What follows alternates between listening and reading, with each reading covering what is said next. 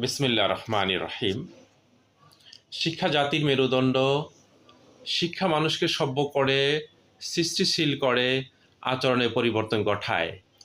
শিক্ষক শিক্ষার্থীর বাইরেও শিক্ষা প্রতিষ্ঠানের সাথে সম্পৃক্ত থাকে গভর্নিং বডি বা ম্যানেজিং কমিটি। রাজনৈতিক সরকারের আমলে এই ম্যানেজিং কমিটি সবচেয়ে বেশি ছুরি ঘোরায়। ম্যানেজিং কমিটির সভাপতি হওয়ার জন্য শিক্ষার একটা সীমারেখা বেঁধে দিয়েছিল ইন্টারিম গভর্নমেন্ট।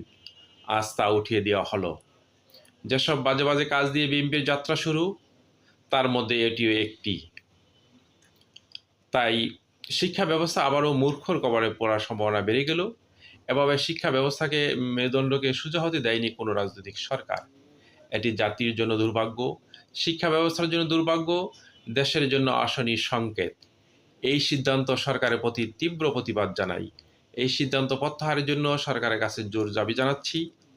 আপনি একমত হলে কমেন্টসে লিখে যাবেন ইনশাল্লাহ। ফেসবুকে দেখে থাকলে ফলো দিয়ে যাবেন, ইউটিউবে দেখে থাকলে সাবস্ক্রাইব করে যাবেন। সবাইকে শুভেচ্ছা। আসসালামু আলাইকুম ওয়া রাহমাতুল্লাহ।